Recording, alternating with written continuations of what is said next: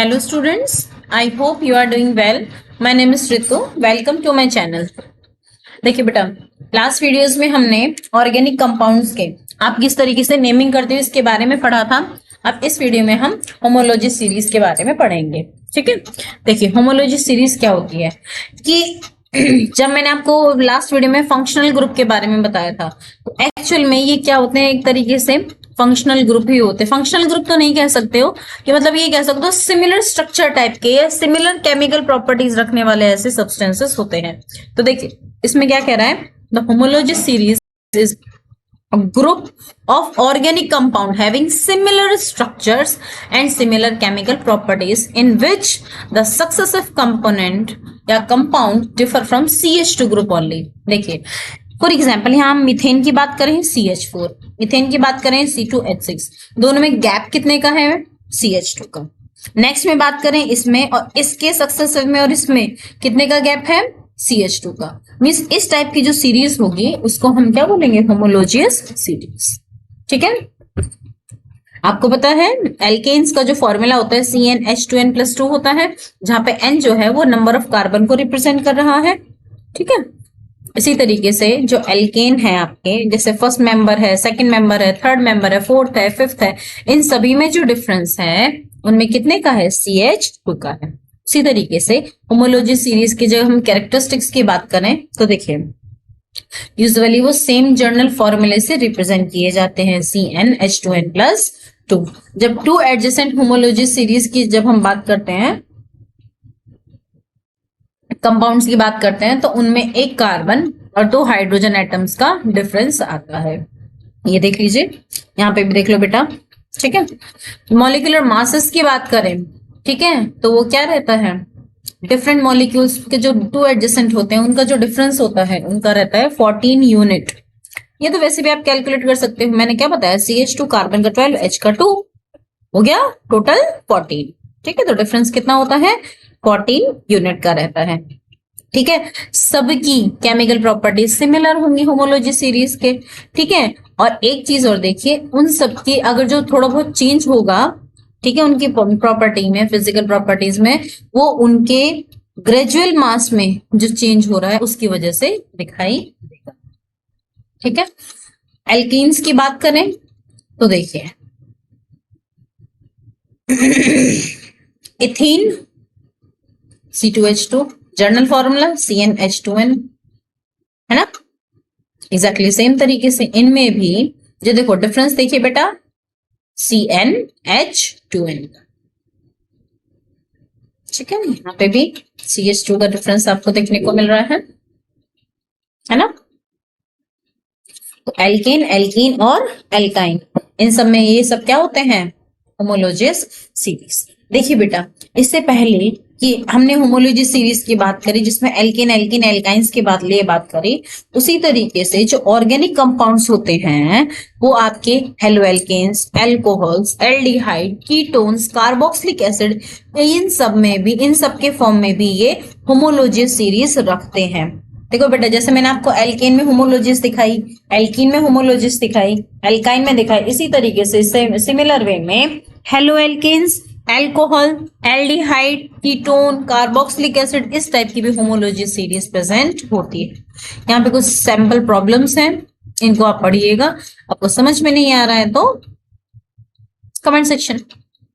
ठीक है, एक चीज और याद रखिएगा बेटा, यहाँ पे हेट्रोएटम्स के बारे में बता रहे हैं।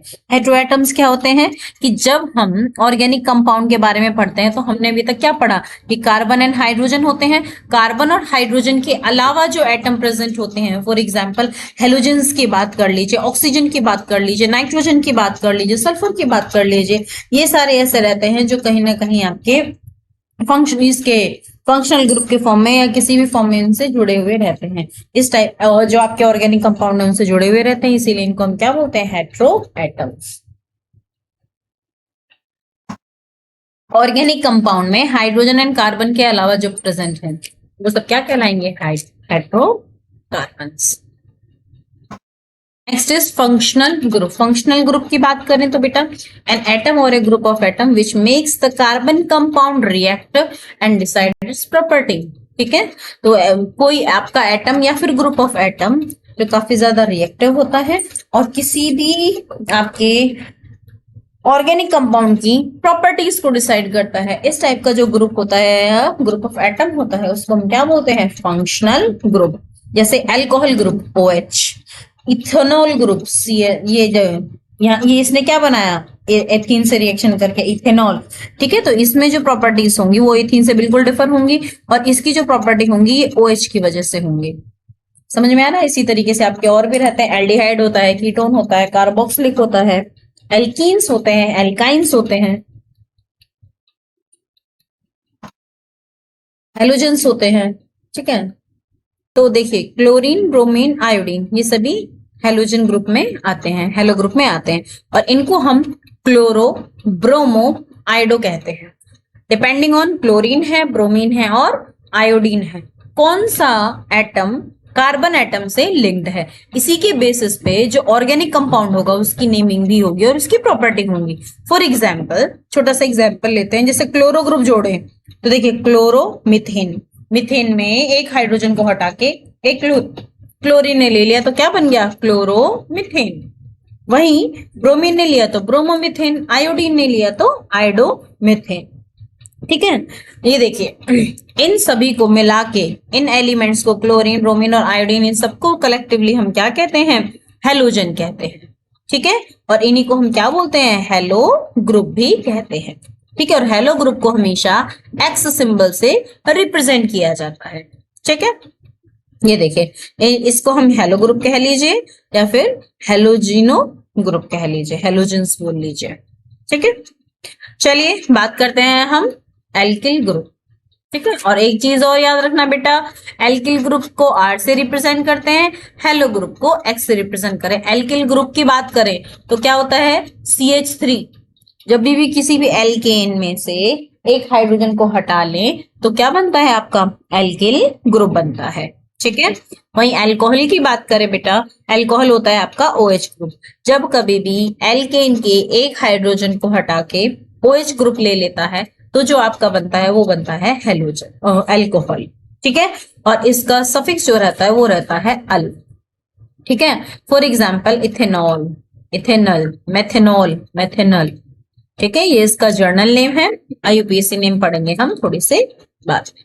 एल्डिहाइड ग्रुप की बात करें तो CHO ग्रुप जो रहता है वो आपका एल्डिहाइड रहता है। ठीक है, ये एल्डिहाइड ग्रुप है, इसमें एक हाइड्रोजन, एक कार्बन और एक ऑक्सीजन एटम प्रेजेंट होता है और ये आपस में जुड़े हुए रहते हैं और इसको इस तरीके से रिप्रेजेंट करते हैं। The carbon atom of aldehyde group is attached to either a hydrogen atom और an alkyl group. The aldehyde group is sometimes called aldehydic group. ठीक है, समटाइम्स इसको हम क्या कहते हैं? Aldehydic group. ठीक है, एल्डिहाइडिक ग्रुप जो रहता है उसको एल्डिहाइड्स भी बोलते हैं। ठीक है, जैसे इसका जो सफिक्स रहता है वो रहता है अल, तो क्या हो गया? Methanal, ethanal. यहाँ पे रहता है ऑल और यहाँ पे रहता है अल। ठीक है, I hope it is clear. RCHO इस तरीके से रिप्रेजेंट करते हैं। कीटोन की बात करें तो RCOR। ठीक है, RCOR मीन्स एक इस तरफ भी एल्किल ग्रुप जुड़ सकता है, इस तरफ एल्किल ग्रुप जुड़ सकता है, दोनों ही तरफ एल्किल ग्रुप यहाँ पे जुड़ सकता है। ठीक है, चलिए आगे बढ़ते हैं। ये देखिए कीटोन ग्रुप जो रहता है इसको कीटोनिक ग्रुप भी कहते हैं। ऐसे प्रोपेनोन, इसका सफिक्स क्या आएगा? ओन। प्रोपेनोन, मिथेनोन, ब्यूटेनोन, ये सारे आपके क्या हैं? Ketone groups. ठीक है,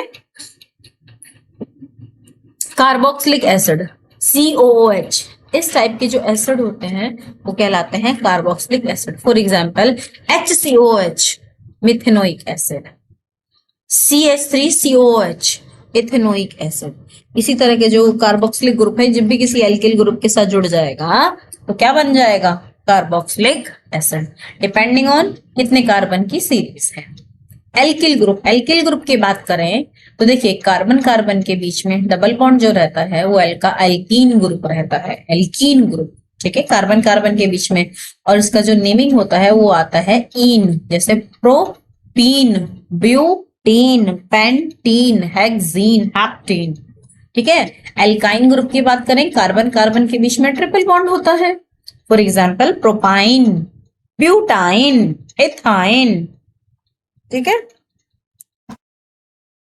अब देखिए हेलो एल्केन्स को हम अब वन बाय वन करके इन सबके बारे में पढ़ेंगे। फर्स्ट आ रहा है आपका हेलो एल्केन्स। हेलो एल्केन्स की बात करें, when one hydrogen atom of the alkene is replaced by the halogen atom. ये देखिए मेथेन का एक हाइड्रोजन एटम को अगर क्लोरीन ने रिप्लेस कर दिया तो क्या बन गया, क्लोरोमीथेन। ठीक है। या फिर इसको हम क्या बोल सकते हैं, हेलोजिनो एल्केन। क्लोरीन है तो क्लोरो, ब्रोमीन है तो ब्रोमो, आयोडीन है तो आयोडो, डिपेंडिंग ऑन कौन सा हेलोजन जुड़ा हुआ है, जैसे क्लोरोमीथेन, क्लोरोइथेन, क्लोरोप्रोपेन, क्लोरोब्यूटेन। ठीक है। वही नेमिंग कैसे करेंगे बेटा, जब हम आईयूपीएसी नेम की बात करते हैं तो ये क्या हो जाएगा, क्लोरोमीथेन। लेकिन जब 2 हो जाए तो देखिए 1 2 3 तो ये क्या हो जाएगा आपका, बताइए बताइए बताइए। एथिल क्लोराइड भी बोल सकते हैं इसको, लेकिन इसको क्या बोलेंगे, क्लोरो इथेन। क्या बोलेंगे बेटा, क्लोरो इथेन। ये क्या हो जाएगा आपका, क्लोरो प्रोपेन, क्लोरो प्रोपेन। या फिर इसको हम क्या बोल सकते हैं, propyl chloride. I hope it's clear. Alcohols की बात करें, देखिए एल्कोहल क्या होते हैं, OH ग्रुप। ठीक है। हाइड्रोक्सिल ग्रुप, हाइड्रोक्सिल ग्रुप क्या होते हैं, OH ग्रुप। ठीक है। ये आपके डायरेक्टली कार्बन एटम से अटैच होते हैं। हाइड्रोक्सिल ग्रुप जो रहते हैं, it is a functional group of alcohol. ये एल्कोहल का फंक्शनल ग्रुप है। The hydroxyl group attach to a carbon atom is known as alcohol group. ये क्या होता है आपका, एल्कोहल ग्रुप होता है। ठीक है। Ethanol, propanol, butanol. ठीक है। ये देखिए एन बताएगा आपको कितने एटम है कार्बन के। 1 है तो मिथेनॉल, 2 है तो इथेनॉल, 3 है तो प्रोपेनॉल, 4 है तो ब्यूटेन। ठीक है। ये देखिए टेबल में भी रिप्रेजेंट कर रखा है। नेमिंग करते हैं, जब नेमिंग करते हैं तो क्या आ जाता है, या तो इसे मेथिल अल्कोहल कह लीजिए या मेथिल मेथेनॉल। कॉमन नेम होगा मिथिल अल्कोहल और आईयूपीएसी नेम हो जाएगा मिथेनॉल। ठीक है। I hope it is clear. मैंने आपको पहले ही बताया था कि इसका जो सफिक्स आ जाएगा वो रहेगा ऑल। देखिए किस तरीके से आप करते हो नेमिंग, सबसे पहले पेरेंट चेन का नाम, फिर फंक्शनल ग्रुप का नाम। ठीक है। इनको आप अटैच कर दीजिए तो क्या बन जाएगा आपका आईयूपीएसी नेम। तो देखो मिथेन, ऑल, मिथेनॉल। ठीक है। ये देखिए इथेनॉल या फिर एथिल अल्कोहल। इसी तरीके से यहाँ पे प्रोपिल अल्कोहल या फिर प्रोपेनॉल बातें की है। I hope it is clear. Still you face any doubt, write down in comment section. ठीक है बेटा, यहाँ पे कुछ सैंपल प्रॉब्लम्स हैं, आप इनको सॉल्व कीजिएगा। Still you face any doubt, write down in comment section.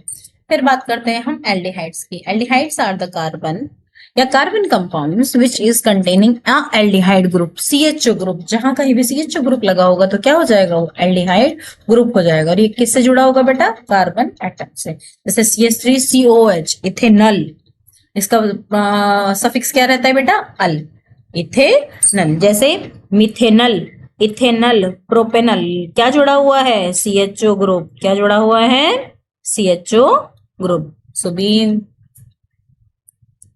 This thing consider in your mind. ठीक है। नेमिंग जब हम करते हैं आईयूपीएसी नेमिंग तो क्या लग जाता है, अल। क्या लग जाता है, अल। ठीक है। ई की जगह क्या आ जाएगा, अल। ठीक है। देखिए जरा मिथेन था, इसमें CHO ग्रुप लग गया तो क्या बन गया, मिथेनल। स्ट्रक्चर ये हो जाएगा आपका। इथेन हो गया। ठीक है। एसिटल्डिहाइड, देखो इसे फॉर्मल्डिहाइड कहते हैं, कॉमन नेम। इसका एसिटल्डिहाइड है कॉमन नेम, और इसका जो आईयूपीएसी नाम हो जाएगा दैट इज इथेनल। सेम आपका प्रोपेनल या फिर प्रोपेनो एल्डिहाइड। अब बात करते हैं हम कीटोन्स की, जिसमें CO ग्रुप रहता है। ठीक है। मिडल में जिसमें कार्बन चेन रहती है, कार्बन चेन इसके साइड में रहेगी आसपास। ठीक है। अब देखिए ये चीज याद रखिएगा कि इसके अगर यहाँ हाइड्रोजन आ गया और यहाँ एक कार्बन आएगा, ठीक है, तो वो चीज अलग होगी डिपेंडिंग ऑन कि इसमें कितने कार्बन है टोटल। इसके बेसिस पे इसकी नेमिंग की जाती है। जैसे इसका सफिक्स क्या आएगा, ओन। क्या आएगा, कीटोन का क्या आएगा, ओन, कीटोन का क्या आएगा? ओन। तो देखिए प्रोपेन है तो प्रोपेनोन, ब्यूटेन है तो ब्यूटेनोन, पेंटेन है तो पेंटेनोन, हेक्सेन है तो हेक्सेन।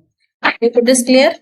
नेमिंग ऑफ कीटोन की बात करें तो देखिए बेटा इसमें क्या कर लेते हैं, ओन लगा देते हैं सफिक्स में, ठीक है। अगर इसके कॉमन नेम की बात करें, इसके कॉमन नेम की बात करें तो एसीटोन है, और जबकि आप इसके आईयूपीएसी नाम की बात करो तो बेटा क्या हो जाएगा? Math eth prop propane known. क्या हो जाएगा? ओन के सफिक्स में हम क्या लगाते हैं बेटा? ओन लगाते हैं। कीटोन के सफिक्स में क्या लगाते हैं बेटा? ओन लगाते हैं, ठीक है। अब ये जो आपकी ब्रांच्ड चेन है उसके लिए देखिए बेटा, methyl ethyl meth eth prop but, ठीक है। एथिल मेथिल कीटोन भी बोल सकते हो ये से, या फिर ब्यूटेनोन। क्या बोलोगे? ब्यूटेनोन। दोनों ही की बात है। कॉमन नेम कह लीजिए चाहे आईयूपीएसी नेम कह लीजिए, डिपेंडिंग ऑन एग्जाम में आपसे क्या पूछा जा रहा है। तो यहाँ पे देखो पूरा पेंट है तो पेंटेनोन बोल सकते हो, या फिर मेथिल प्रोपिल कीटोन, ठीक है। कार्बोक्सिलिक एसिड की बात करो तो COH ग्रुप होता है, ठीक है। और जो इसका सफिक्स रहता है वो आपका ओइक एसिड रहता है। क्या रहता है? Oic acid. मेथेन है तो मेथेनोइक एसिड, इथेन है तो इथेनोइक एसिड। ये देखिए मिथेन है तो मिथेनोइक एसिड, एथेन है तो इथेनोइक एसिड, प्रोपेन है तो प्रोपेनोइक एसिड, ब्यूटेन है तो butanoic acid. I hope it is clear. Carboxyl देखिए मैंने अभी बताया आपको, ई को हटा के क्या लग जाएगा? Oic acid. ये देखिए मिथेनोइक एसिड, कॉमन नेम की बात करें तो फॉर्मिक एसिड है। जरा फटाफट से मुझे ये कमेंट सेक्शन में लिख के बताओ, जो एंट बाइट होती है उसमें कौन सा एसिड रहता है? ओके, यहाँ पे देखिए ये है आपका एसिटिक एसिड और इसी का नाम होता है इथेनोइक एसिड। जरा मुझे एक चीज और बताइए, जो पिकल्स वगैरह होते हैं, अचार वगैरह होते हैं, उसमें प्रिजर्वेटिव के फॉर्म में कौन सा एसिड इस्तेमाल किया जाता है? आपकी मम्मियां डालती है ना अचार, उसमें कौन सा एसिड डालती हैं वो? जरा कमेंट सेक्शन में लिख के बताओ फटाफट से, ठीक है। Next concept is coal and petrol. This we will study in next video. Till then bye bye, have a nice day. If you face any doubt write down in comment section. और coal and petroleum के बाद लगभग हमारा ये chapter cover हो जाएगा।